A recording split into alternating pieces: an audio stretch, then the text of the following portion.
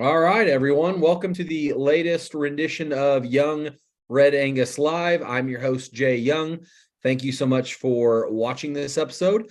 And also, I want to give a big shout out and thanks to everyone who bid on bulls, purchased bulls, and has supported our program. Our sale was last Thursday.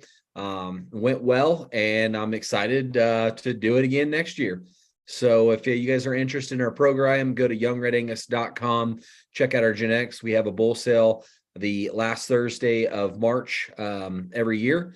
And I'm excited about the genetics we're offering. If you guys want to know more information about it, you can go to the website, like I said, youngredangus.com, or check out the YouTube videos that I have about our operation and our cattle.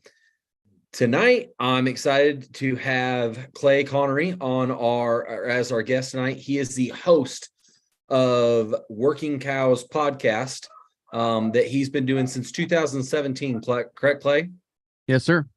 Awesome. So, Clay, thank you so much for joining me tonight. If you would please tell my guest a little bit about yourself and what your farming/ranching operation looks like. I guess it's more of a ranching operation. Yeah, sure. Yeah. I guess probably start with the main thing, right? I'm a husband, father of 4 children between the ages of 14 and 8. I have 3 boys and a girl. Married to my beautiful wife, Miranda, for 16 years, be 17 years in August. And, follower of Jesus, pastor of a local church, and just been doing that for I've been doing the pastoral ministry thing for about 16 years, and been Awesome. Pastor of a country church here, right along Highway 212 in western South Dakota for about 4.5 years, depending on when you start counting. But anyways, had been really enjoying that opportunity. And along with that, my wife and I had a opportunity to buy a little place of our own in western South Dakota. The amount of acres we've got will run about 9 cows for a year. So our involvement looks like bringing in custom grazers during the growing season. And yeah, that's kind of just a snapshot of who I am and what we do. Awesome. So when you grew up, like, what was your experience in cattle? What got you into the agricultural side of things? Yeah, I always say my parents are heroes. They started from nothing in the 80s and got it going, bootstrapped it. First generation, both of them worked jobs in town for 35 plus years each to get it going. My mom was an elementary school teacher. My dad worked for I think this week it's called CenturyLink. Back in those days, it was called Quest and Northwestern Bell and US West and any other number of names, but worked for them for a long time. And so, yeah, that was what enabled them to get kind of their dream off the ground, get going in the ranching business. And I remember my dad coming home from one of the first South Dakota Grassland Coalition grazing schools. I don't even know if it was called the grazing school back then, but he came home with Stan Parsons' book, "If You Want to Be a Cowboy, Get a Job," and I remember seeing that book sitting on the coffee table in the living room that my dad was reading, and so he was always looking for out of the box ways, or looking for new to learn, because he didn't grow up on a ranch. He grew up in Custer State Park, actually, in the beautiful Black Hills of South Dakota, and worked for some ranchers right out of high school. But he was always looking to learn. So so that was kind of my experience growing up, at least being open-minded. Now it was different. It wasn't the way I approach ranching wasn't the way I grew up with it. So I've had to go on my own learning venture as far as learning how to do those things. Awesome. So what was your perspective growing up, and how is that different from now? I didn't enjoy it, to be frank. The cows took our weekends. in my understanding, and so they looked like a lot of work to me. I probably had a bit of a lazy streak, so I didn't enjoy the work as much as I see some young kids these days do. They love every minute of it and they love every aspect of it, and so, but that wasn't me. And so I went away to Bible school, 2 years of Bible school in near Milwaukee, Wisconsin, at what was then called New Tribes Bible Institute. And come back from there, and I distinctly remember getting out of my car in western South Dakota one time and smelling fresh air after living basically in the city. I think there's over 1 million people in the metroplex right around Milwaukee. When you start figuring in all the outlying suburbs, you probably get real close to 1 million, if not over it, back then in the early 2000s. And just getting back into western South Dakota, smelling fresh air, and that was kind of the seed. I always say that was kind of the seed of me thinking, okay, maybe this way of life, there's something more to it, and maybe I am interested in being involved. And so I got selectively involved from that point. I always say I helped at brandings. I helped my dad calve his heifers. Always been kind of a night owl, so I wasn't opposed to staying up late and checking my dad's heifers a couple nights a week so he could have a few nights of real sleep.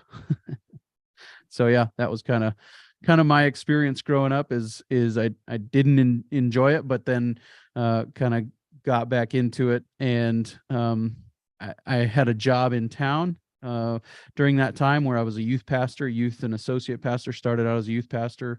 After about 10 years, or maybe 8 or 10 years, I transitioned more to an associate pastor role. And then I needed to start supplementing that income, and I went back to work for my dad. And about that time, he said, you should get some continuing education with regard to ranching. And so I went through what was called the High Plains Ranch Practicum. It's put on by Dallas Mount, Aaron Berger, and Blake Hopman. They were the instructors. They were all extension agents. Dallas and Blake were from University of Wyoming, and Aaron was from the University of Nebraska. And Dallas doesn't necessarily like this definition, but I always say it was kind of an extension approved version of ranching for profit, because Dallas has now gone on to take over the ranching for profit school from Dave Pratt, of course. And so that's kind of where the opening of my mind to these ideas of regenerative agriculture.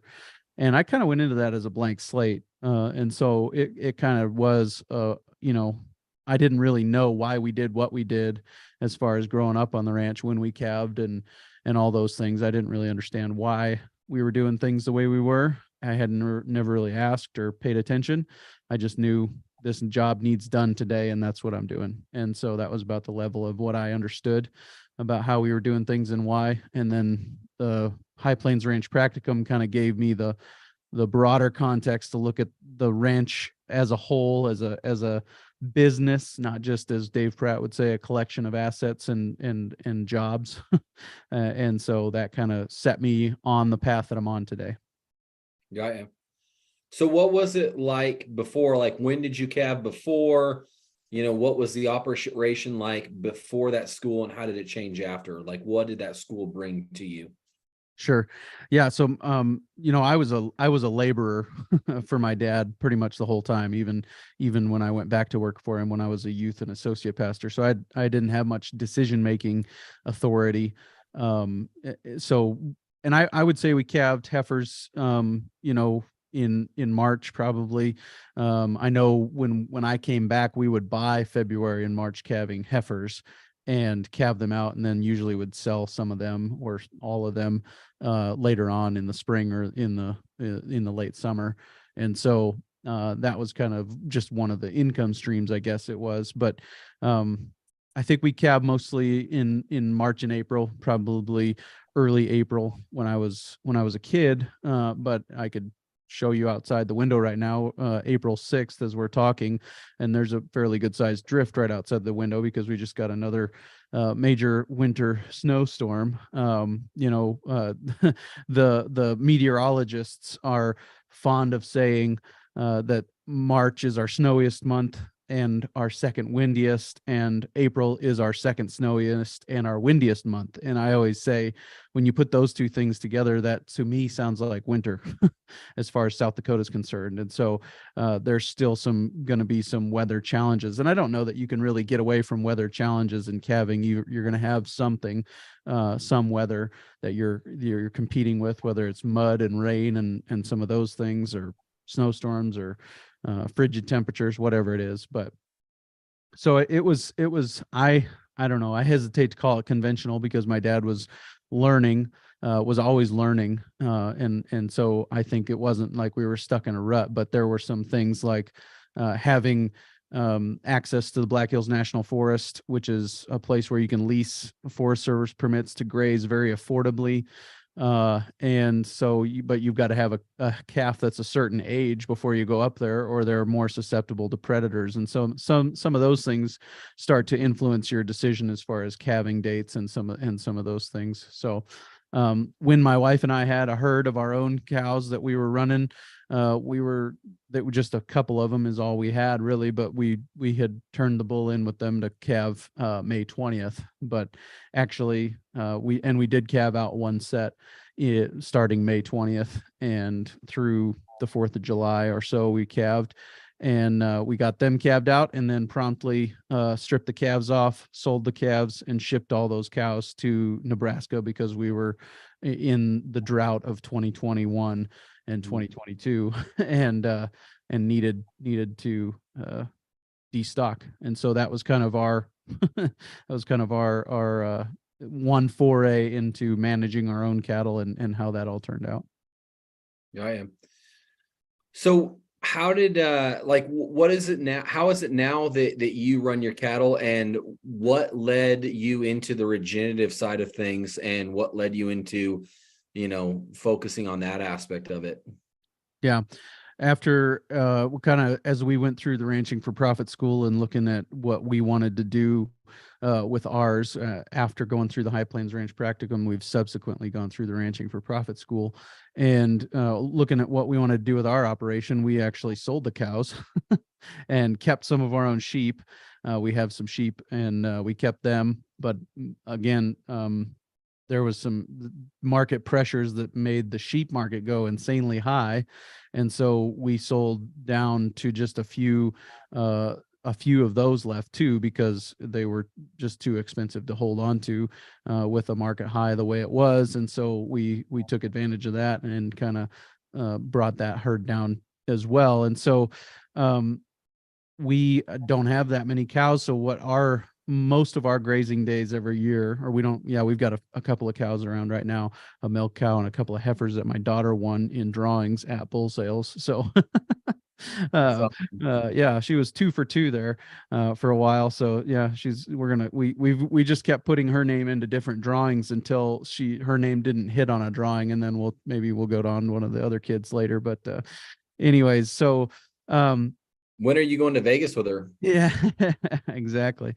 We don't have, we just got those couple cows around. And so most of our grazing days per year are taken up in custom grazing. We bring in outside cattle for a few different reasons, but we bring in outside cattle during the growing season. And that's kind of how we harvest the forage that grows on our place. You feel like that's the best way to do it, as far as low risk, not owning your own, have them on there, get the grass off, get them out, and most profitable for you? Yeah, I think that there's a few different things that go into that decision. One of them is that we've got the labor force, right? We've got our kids that are good help and willing to help. And so we are using their energies as well, and they're taking on more and more of a role in that process every year. But also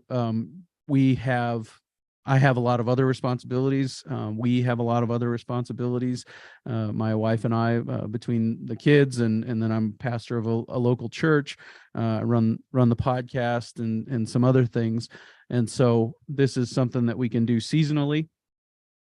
It's not a year-round commitment, and it's something that we can do where we get more density, we get more stock density on the place than we would if we were just running a few of our own cows and trying to graze them, as many days a year as possible, we would be limited, or it would be a lot of labor for just a few cows. Like you'd have to have your paddocks cut down a lot smaller so that you could get the density that you would want to really make a difference on the pasture. So yeah, I think those are some of the reasons that we've done the custom grazing.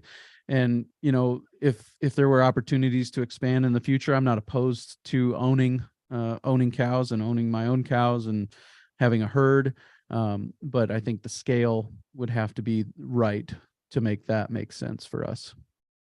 Yeah. So at what point in your journey in regenerative agriculture, like, did you realize that, taking care of the grass and properly managing the grass was more important than a certain system, that the system of taking care of the soil was more important than saying running stockers or running cows or running sheep or whatever it is? When did that mindset transition to where you were more focused on the regenerative side of taking care of the grass and that the grass would take care of you type mindset? Yeah, so I think that High Plains Ranch practicum really set me up for that. That wasn't the way I thought about it growing up. I like I said, I knew that we needed to put this post here today, and I knew that we needed to feed that bale there tomorrow. I had a task list. I didn't have a vision. I didn't have a mission. And not that those didn't exist necessarily, but I wasn't bought into them. As like I said, I didn't really enjoy it. And so as I went to continuing education, God's providence or whatever you want to call it, I found a great a great version of continuing education, the High Plains Ranch practicum, that really set me on this course of looking at grass and soil as the most important thing. And I think even there, I've grown since then, right? I started out probably understanding the importance of taking care of grass. But now, as I've heard other people say, Burke Tigert is one of them, who, a guy like him in his place still pursuing learning opportunities it should be an inspiration to all of us. But he says, when I first started out, I loved my cows, and then I realized I needed to love my grass. And he said, now I am coming to realize that I've got to love my soil.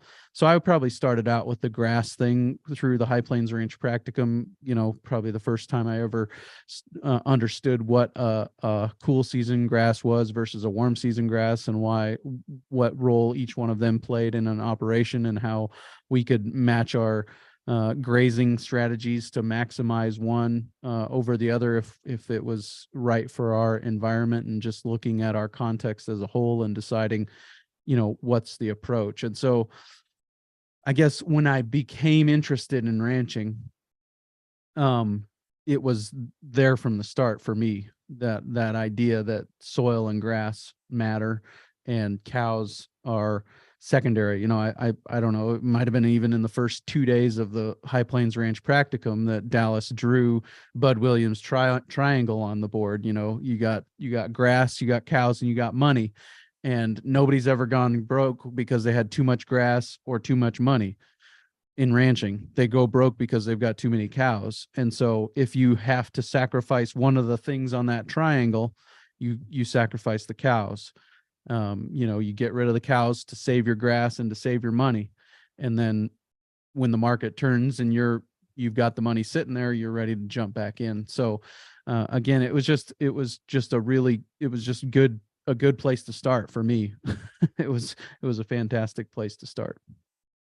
What was the most difficult learning curve as far as like rotational grazing, learning about the different species of grasses, or learning how to set up paddocks or manage paddocks or get your watering system right to where you could be able to move the animals in a way that you wanted to with with your water setup? Yeah, so learning to be okay with chaos, learning to not want a recipe. My wife is the better grazer, because she doesn't care about recipes in the kitchen. She likes to make things up, and it's always good. I could show you my gut and prove to you that my wife is an excellent cook. But she does really well without a recipe. But I'm the guy who wants to follow the recipe, and if we don't have exactly the number of exactly the right ingredients, I'm Googling the closest substitute that I can come up with, where my wife won't look at the recipe. She'll cook it and it'll come out as good or better than anything I can do from the recipe. And so I think that wanting that recipe is kind of my downfall in agriculture, and so, or in grazing. So that's kind of the thing that I have to keep an eye on, is being okay. This isn't a recipe. This isn't, we're going to move every 24 hours, or whatever you want to put into that place of, this is what we're going to do all the time, no matter what. It's not a recipe. It's a set of principles that guide our practices. We need to have those principles and on the base layer, and then those principles inform our practices. And so then we start to build practices on top of principles, never sacrificing the principles. So, as you were going through that process, like, what's been the biggest challenge? What's been the biggest thing that's blown up in your face, like or obstacle or curveball that's been thrown at you? Yeah, mobile water systems. Moving. So what we did the first year is, we have a half section of land, and so what I did is I took a mile long stretch of high tensile wire right down the middle of that. So I've got a quarter of a mile basically on either side of that. And then we jumped off of that with poly wire. And so that we went up one side of that high tensile fence and back down the other side. And then, so we just followed those yearlings that year. We just followed them with water. Well, how I did that was with a 2,000-foot line.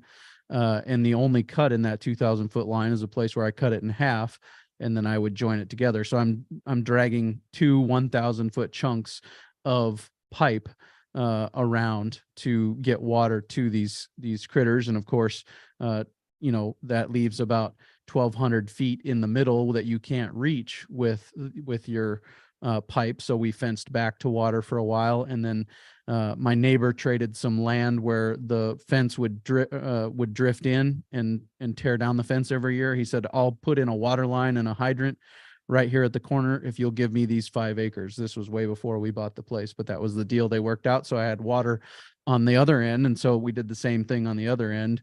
I ran that water and just followed the cows with that water. Well, that was a lot of work. Moving water with the cows all the time was a lot of work. It didn't always work. Sometimes it would blow apart and you'd have this huge lake out there, and there's still evidence of places where the line blew apart and there's a lake out there.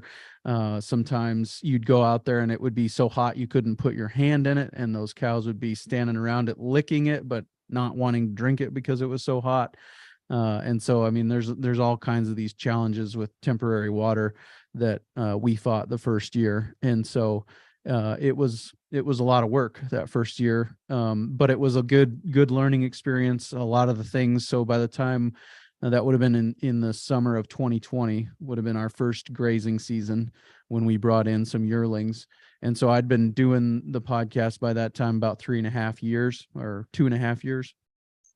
And so, because I started in November of 2017, so 2.5 years I'd been doing it. And so I got to see some of the things that I've been hearing people tell me all this time happening, like an even graze where cows are just taking the top third of all the plants, and then we're moving them to the next paddock so that they're not going back for that second bite and all those kinds of things.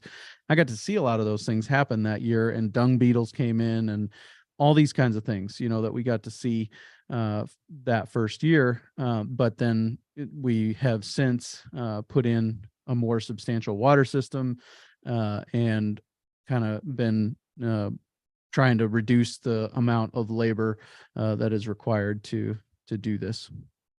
That's awesome. So in 2017, when you started the Working Cows podcast, why did you start it? What was your vision there in the beginning, and how has that evolved or changed? So I always loved podcasts. I don't know when I listened to my first ever podcast. It might have been, I mean, if you don't count sermons, if you don't, I'd been listening to sermons from different preachers from around the country for quite a while. But if you don't count sermons, I probably listened to my first podcast somewhere around 2016 and kind of got into the whole world of podcasts and listening to them in about that time. And so I had a couple of years of listening real regularly before I started my own. And so I kind of had a framework of what a podcast should sound like. And if you go listen to the Tom Woods show today, you'll hear a guy who starts his podcast with an episode number and then an intro song. And that's where I took my format from. Just that was the one I liked. And that was one that I wanted to mirror mine after. And that's kind of what I did. So as far as vision, I think my vision was to have interesting conversations with people about specific topics in ranching. We always talk about the 4 pillars of a ranching operation: land, animals, money, and people. And so we'll take one topic, a topic under one of those pillars and do a deep dive on it every episode of the podcast. And so that's kind of how I've approached it.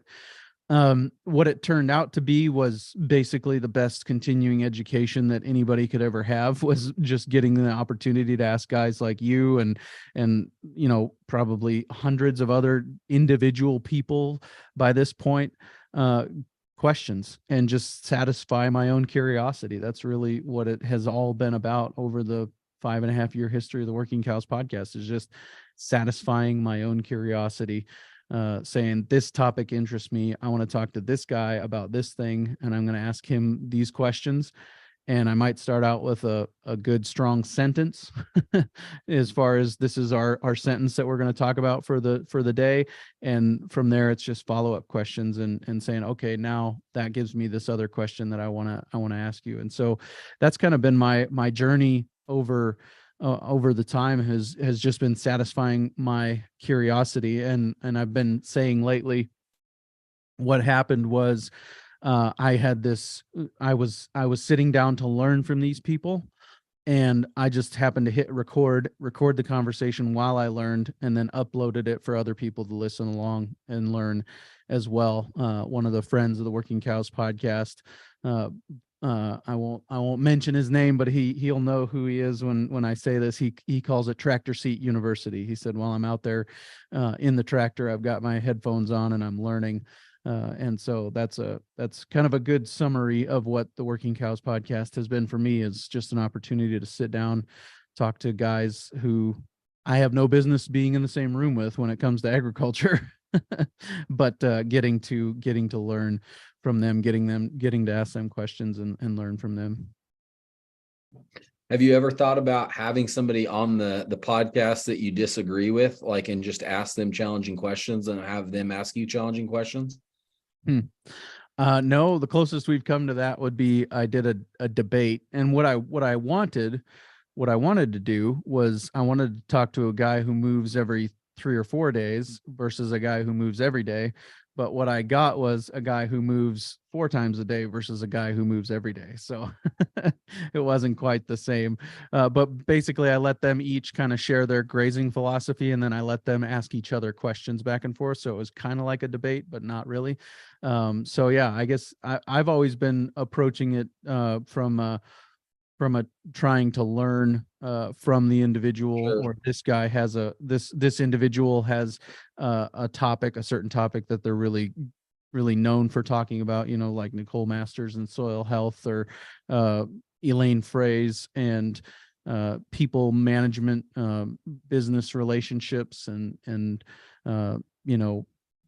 all these different people that I want to talk to them about what they're known for, and I want to ask them questions about a specific topic in relationship to that subject.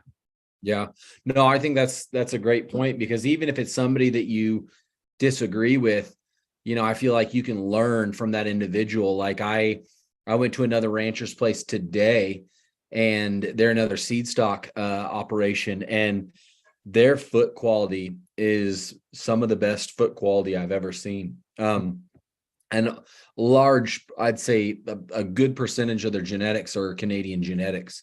And so from the people that I talk to, they're all about bad mouthing Canadian genetics because they don't focus on EPDs, and they don't care about functionality, as far as they overfeed them. It's all phenotype and nothing on EPDs or whatever. Well, that ignores the fact that they're some of the calmest cattle I've been around in my entire life.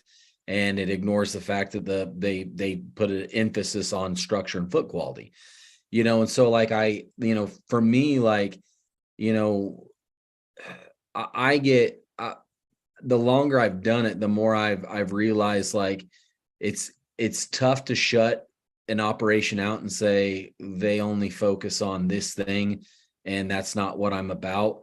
You're better off going to their place and really picking apart their cattle and looking at them and learning from what they're doing, regardless of whether you agree with their grazing strategies or their breeding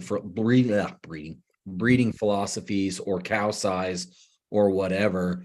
What is it that this person's doing well? What has made them successful, and what can I learn and take away from it? And made me think, okay, so what ways can I add in some of this individual's genetics to make my herd better, that will improve the foot quality of our animals, that maybe because the one downside is their birth weight EPDs are scary, and so it's what ways can I add this into my operation without also killing all of my my birth weight scores? Because it's I can't just take a bull from this operation if he's in the bottom 99 percentile for birth weight and calving ease, even if it's not accurate, because even if it's not accurate and you're getting those EPDs to reflect that yours are bad, your customer shows up and is like, well, I don't want any part of that because that has a big birth weight. Well, regardless of whether or not that's accurate, that's what their opinion is going to be. So I don't know. I guess I'm kind of rambling just off that question I asked you, but it just made me think about how even if you have somebody that you vehemently disagree with, that doesn't mean you can't learn from that individual or grow from what they have to offer. Yeah, not at all. I think it comes down to humility, right? Oh yeah. Understanding I don't know everything by a long shot, and just being willing to learn from them. And one of my favorite examples of that from the recent history of the Working Cows podcast is I did an episode with a feedlot operator out of Nebraska, and the very next episode was with a guy who said, I haven't had a vaccine gun in my hand in 20 years, and so it's just two totally different paradigms, two totally different opposite ends of the deal. And I learned from both of them, and so I think that if you approach it with humility, it's not about, do I agree or disagree with somebody necessarily? It's about, am I willing to learn from anybody? And, everybody has a sphere. If you niche down small enough, everybody has a bullseye in the target that they're probably one of the leading experts on. And so just finding out what is that thing for this person and talking to them about it, asking them questions and letting them share what they know better than maybe anybody else. That's kind of one of the things that I've seen for sure. Okay. So, what do you believe the future of, or what would be the most idealistic future of cattle? So what would be a way that in 50 years from now, if it was a perfect world with, grazing cattle, and getting them to the consumer in a way that's going to be both affordable, but also healthy, a healthy end product for the consumer, what does that look like to you?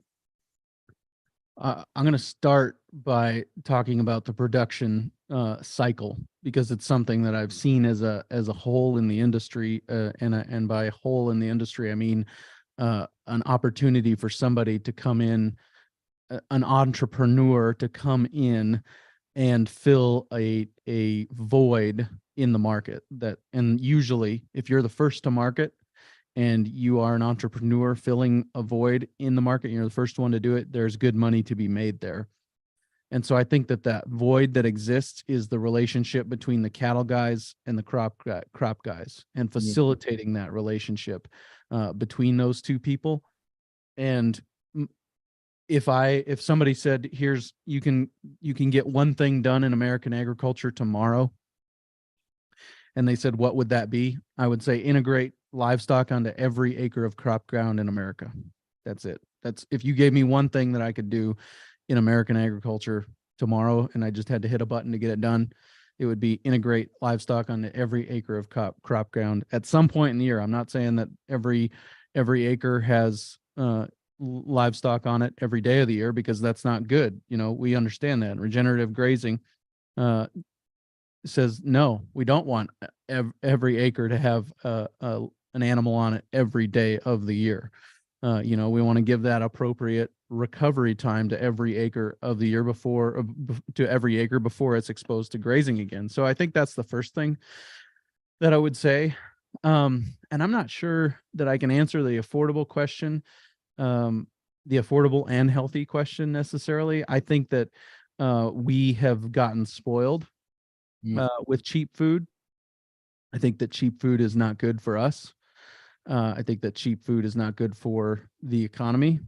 I think that, So I think that a lot of times the government subsidizing cheap food sends mixed signals to both farmers and consumers of food. And so that becomes a really difficult situation to make the right decision in, when you're getting a mixed signal as the producer of food and as the consumer of food. And so I think that if you gave me another button and said, you want to fix the food system tomorrow, abolish the USDA. How about that? I think I'd start there. What would the benefit of abolishing the USDA have? I think that it would force us all to figure out how to ranch and farm without subsidies. And it would force us all to, they would stop making recommendations about food pyramids and other things like that and SNAP programs, and tying subsidies and crop insurance to the SNAP programs and all those things. I'm sorry if that's not where you wanted to go with that question. No, love it. Yeah, I don't know. I think that's probably one of the places that I would start. Is I think that I think that the food system in this country is really confused, and I think it's because, and I'm not attributing negative or bad motives to the people in the government, but I think it's like ranching. When we try to fix a problem, when we go out and we are attacking one problem in our pasture, Canadian thistle, for example. Sure. If I go out and I try to solve the Canadian thistle, there's a plethora of tools available to me for solving the Canadian thistle program. Probably the easy button in that scenario, in the eyes of most people, is the chemical solution. But usually when we try to fix one problem, focusing only on one problem, fixing the symptom without addressing the underlying issue, we end up creating 10 more problems. Yeah. And so, we killed the Canadian thistle plant, but we also killed off all the beneficial things that were under the soil, and we collapsed the soil structure, and we did all these things, right? And so then we end up with 10 more problems that came as a result of fixing the one problem, rather than, hey, let's have some humility, right? What I wrote down earlier about learning from other people. Let's have some humility and let's think about, well, maybe God designed a good system that works well, and maybe that Canadian thistle plant is there to pull some nutrient from deep in the soil up to the surface, so that all of these other relationships can get restored. And let's give it some time. Let's stop doing the thing that made the Canadian thistle come in the first place, overgrazing and you can fill in the blank with whatever else we might have been doing that created the Canadian thistle issue. So yeah, I think that we should, I think that it's similar when the government tries to subsidize this or incentivize that, um, they're treating a symptom and not treating the underlying problem. And I just think that this whole everything, the world is too complex for us to be able to treat symptoms without creating other issues. And so I'm not attributing negative motives or bad motives to anyone. When I say let's get rid of the USDA, Sure. there are lots of great people that work at the USDA, but I think that we're treating symptoms and probably creating more problems for ourselves by focusing on symptoms rather than on underlying issues. Yeah. Well, and I think like it's a complex thing. Like it's like tomorrow you can't go shut down the USDA and think that everything's going to function at a high level. It's like with, I don't know, say for instance, when you think about regenerative agriculture, it is something that we know that the soil needs to be something that we focus on, that we need to nurture the soil and take care of it, and that it will take care of us. Getting that philosophical change in the farmers and ranchers across the United States is a hard change, because people, one, don't like to change. Two, sometimes like they feel like they have to admit that their grandfather or whatever was wrong in the way they farmed or did things or whatever. And it's like, it's the wrong approach to look at things. Like we used to smoke on airplanes, like when people smoked on airplanes back in the day, they didn't realize that the health implications. Well, now we realize the health implications of smoking on airplanes, and we don't do it. We need to realize the implications of destroying our soil and, losing topsoil and erosion, and realize, okay, well, we realize this is a problem. Now let's go ahead and make some changes for that to happen. And I think that's what's crazy about, the whole thing with Johnson Sioux. It is a relatively affordable and easy way to fix a broken system, or begin to start the process of healing a broken system quickly. And that's, I mean, it's a pro and a con, because it's good that it is easy and simple and saves people a lot of money, because people want to try it and it gets their foot in the door in the area of regenerative agriculture. The problem is that because though it is a simple concept, making sure that you build the bioreactor correctly can be a challenge. And I mean, you'd be amazed at how many people send me, emails or photos or whatever and say, hey, what's wrong with my Johnson Sioux? I'm like, well, how much are you watering it? Oh, I'm still supposed to be watering it. Yeah. Or, you ask them what they put in it, and, it's just completely the wrong type of thing. Or, they're using like globs of manure and corn stalks and just throwing it in there. I'm like, well, that's probably going to collapse on itself and not, it's going to go anaerobic, and just, there's a lot of things that, it's good because people are getting involved, but it's also, people didn't take the time to get the knowledge that they needed to do it right. And I didn't do that. I mean, I screwed up my first ones, and so I think that the problem is that everybody wants a easy fix, quick fix, give me the simplest solution as possible, and that the solution isn't simple. It's a complex thing that is difficult, that you have to work your butt off at. Yeah. Yeah. I as when you reached out to me and asked me if I would be able to come on, I went back and listened to a couple of your past YouTube lives, and the one was, Nicole Masters, and she talked about the paddock up here, right? The paddock of our mind is the hardest one to change. And I think that looking for the simple fix, looking for the chemical solution or whatever, the bug in a jug, whatever you want to say, looking for those easy fixes is kind of one of those things that like I said, a recipe. I wanted a recipe. I want to be able to say, I'm going to fence off this many acres today, and I'm going to fence off this many acres tomorrow, and we're going to move this time all the time, and that's just not the best way to do it. I think that Understanding Ag does great work. 3 rules of adaptive stewardship. One of them is the rule of disruption. And, we have to disrupt the way that we're doing things, because it creates an environment that is better for, the ecology as a whole. If we're not doing the same thing every day, every year, at the same time every year. And so those are some important things to start to work into our strategy as far as how we're approaching our management. When you started the Working Cows podcast, did you realize it would get as big as it has gotten? Did you realize that, like, at what point were you like, wow, this is way more successful than I thought it was going to be? Like, when did it take off, and what was your whole thought process on that? Yeah. I always say, this is a testimony to God's, favor, I guess, on the podcast. I've never been this successful at anything else I've done in my life.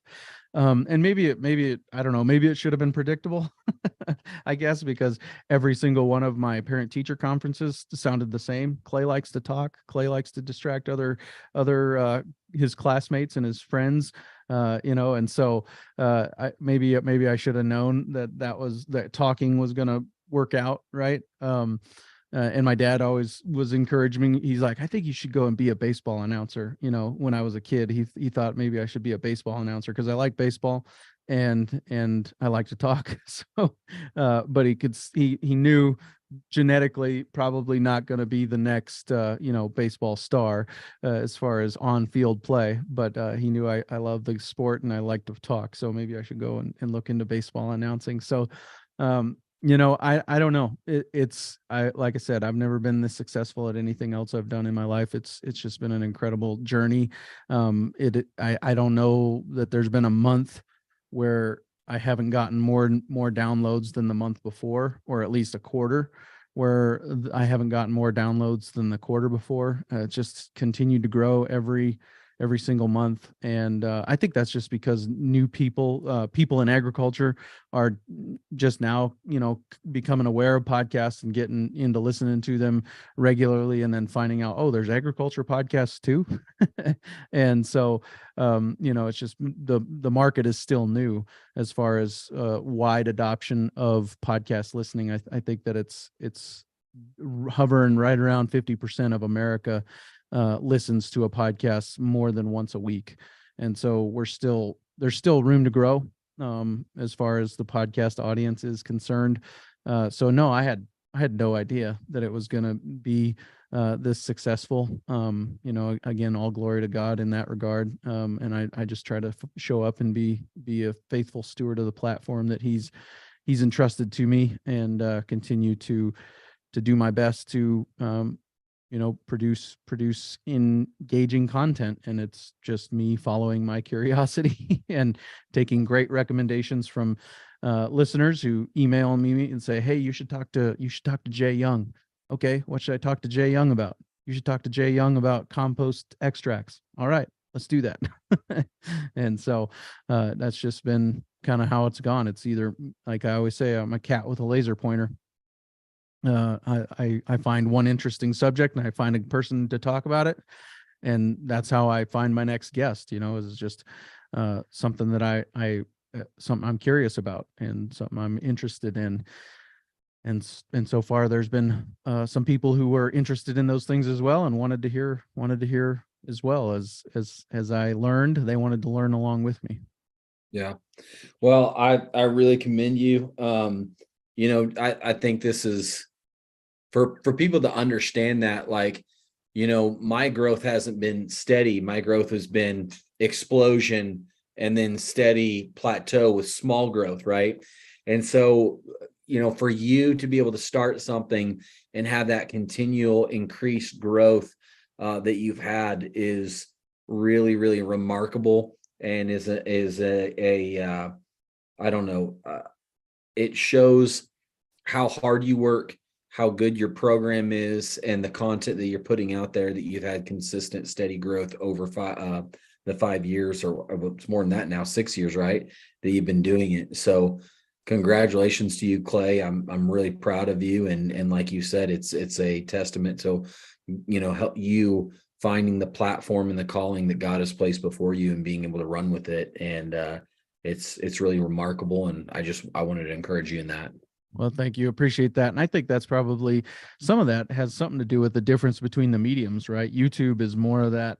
How many times do you find yourself only watching one video from a particular YouTube person, or getting introduced to them just because you were searching YouTube and you found their channel, and then now you dive down the rabbit hole of their back catalog, right? I think that's kind of how YouTube works, is you go viral and you grow in spurts, whereas there isn't really a good podcast platform that's like YouTube, where you can go and find individual episodes and those kinds of things. It tends to be more word of mouth sharing.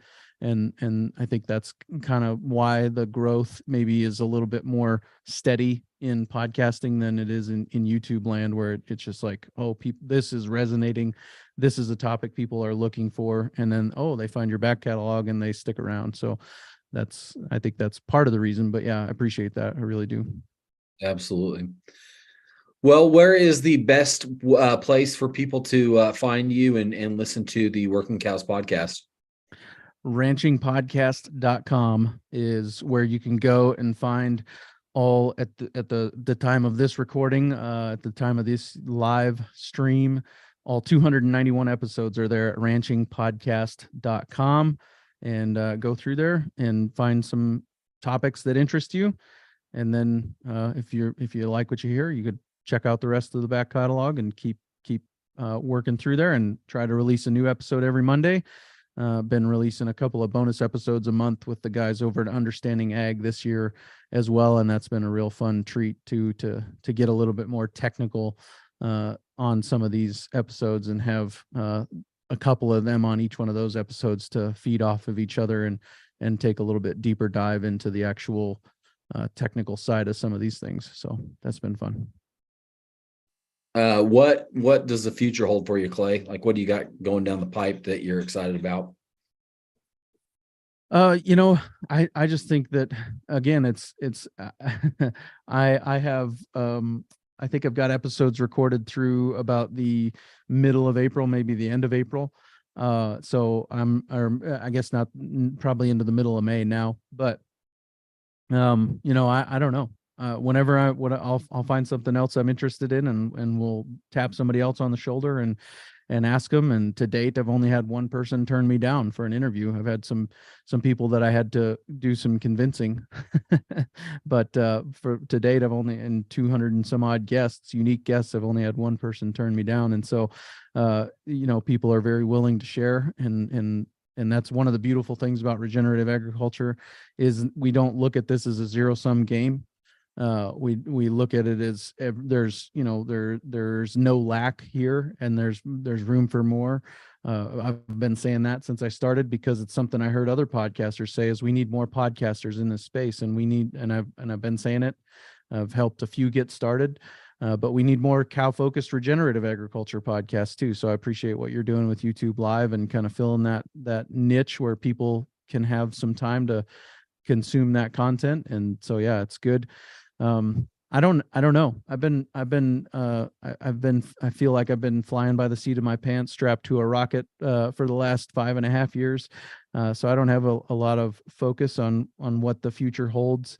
I'm always open to things, open to new things, but I haven't had a real great plan for the last 5.5 years as far as this is what I'm going to do next to drive more traffic or anything like that. So we'll see. You just come along for the ride and find out with me. Awesome.